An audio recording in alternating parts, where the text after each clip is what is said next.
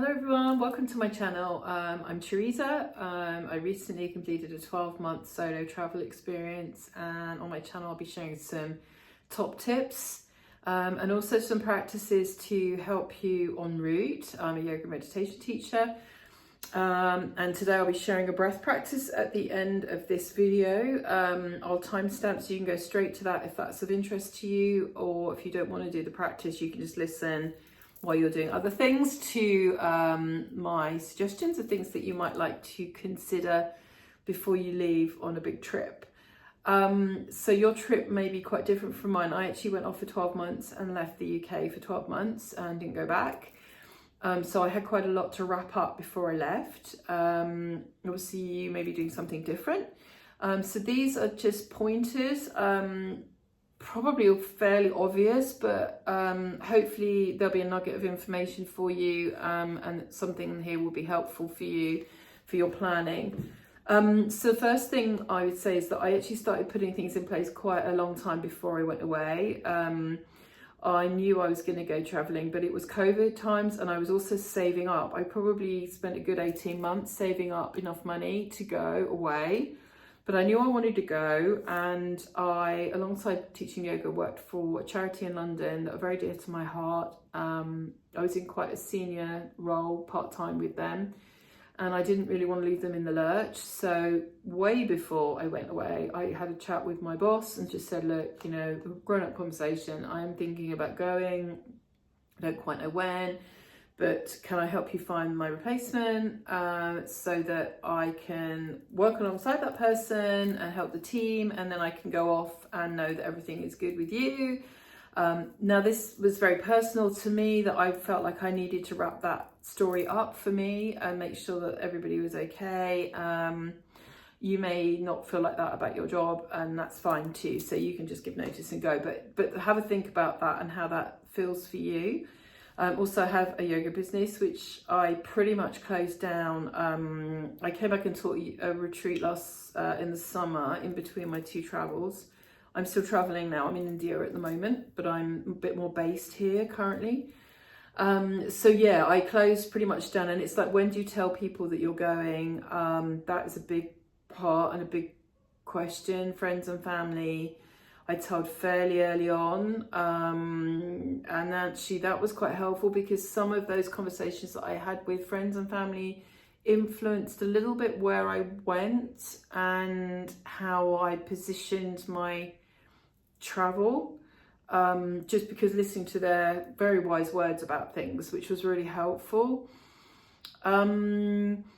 Then there's just the practical things. So for me, the only way I could fund my travel was to rent my house out. So I had to find a letting agent. I had to do all the formalities around that, the electrics, the gas safety certificate, timing all of that, the boiler insurance and the servicing and and utilities, all of these things. So they all take quite a bit of time. And yeah, you can get super excited about your trip, but kind of get carried away and then forget about all the things that you need to do before you basically walk off into the sunset for your amazing adventure. So yeah, give yourself enough time, I think, is really important. I also did things like dentists, opticians, all that sort of stuff before I left. If you're someone, I don't have any prescription medication, I don't take anything, I'm very lucky, but if you do, then you know, you need to think about how you're going to manage that while you're away. Just thinking as well around, and this is quite a tricky topic, but I think it's a really important one to cover, is your paperwork in order? And regardless of what age you are, if you've got any assets at all, and if that's something small, it doesn't matter, or something larger, do you have a will? Many years ago I did a law degree, so I've had a will for many years, which I think I probably was quite young when I first had my first will, and it's something we don't want to think about. We don't want to think about impermanence, we don't want to think about that we're not going to be here forever. But I hate to tell you, and I know YouTube isn't up for this kind of content, but we're all going to die, we don't know when. And actually for me, putting things like a will in place, knowing that my executors knew exactly where my paperwork was, knew that they could close down my life, as it were. If anything were to happen to me, it was actually really, really comforting, actually, to know that I had done the loving thing by them, to not leave them having to think, oh my God, where the hell is everything? So I left all my paperwork with my next of kin, and the other executor as well has copies of everything. So I know someone else is traveling that even put in place a what do they call it? Power of attorney. That's it. So yeah, depending on your circumstances, just make sure that you have your house in order, not just your physical house, but your life, as it were, back wherever your home is, if you are doing an extended trip, and think about that. The other thing that's a really big thing is time management towards the end. I gave up my charity job in London a good few weeks before I left. I think I stopped teaching yoga maybe 2 weeks before, 10 days before I went. And actually that was really good, because what happened with me, I'm incredibly lucky and grateful, so grateful for this, but I do have some amazing people in my life, and friends, many friends, and family and yoga students, and suddenly like everybody wants to see you before you go. It's like that crazy run up to Christmas time where you're trying to run around giving presents to everybody, and it was the same scenario. So just factor that in, that you can run yourself a bit ragged in the last week if you're trying to sort out dentist, opticians, house, getting a rucksack, working out what you need to pack, So for me, I'm a bit of an annoying planner, and I do plan things way in advance. So I did sort of manage that. So it wasn't so super stressful at the end, and I could see most of the people that I wanted to see. There were still a few people that I didn't see, and apologies to them if any of them are on this. I did my best to get around everybody, but it is what it is. So yeah, just be aware of that. There's quite a big, well, it was for me, a big emotional kind of cost of going. I didn't leave the UK because I was miserable with my life. I'm very grateful that I have a fabulous life in the UK, or I had a really good life in the UK. As I said, very loving friends and family around me.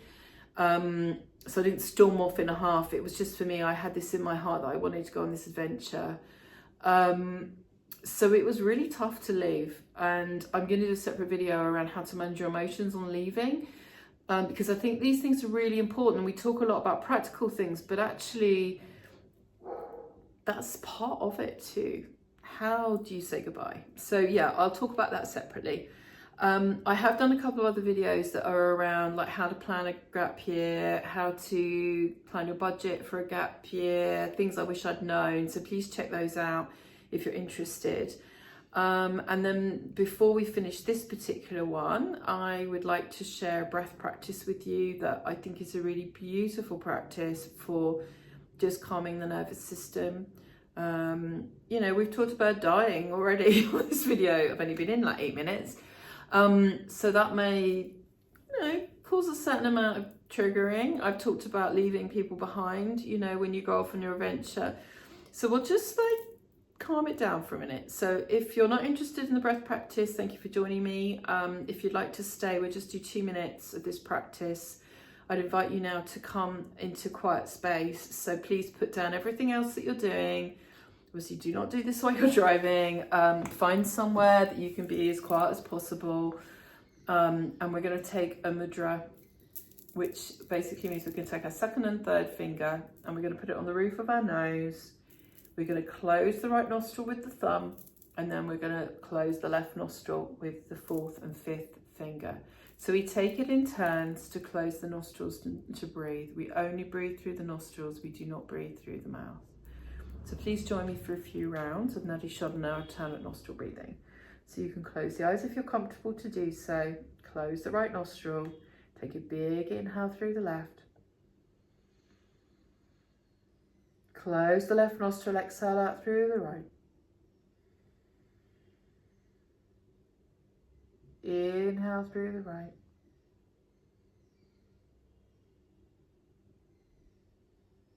Close the right, exhale through the left.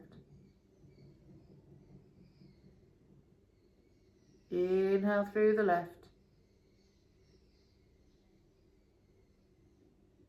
Close the left, exhale out through the right. Inhale through the right. Close the right nostril, exhale out through the left. Just a few more rounds. See if you can extend the breath a little bit longer.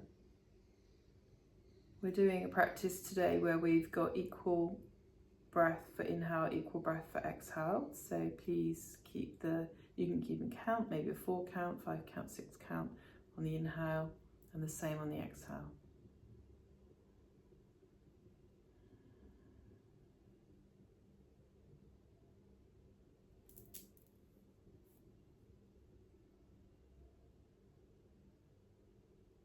And then get yourself into a position where you exhale out through the left nostril.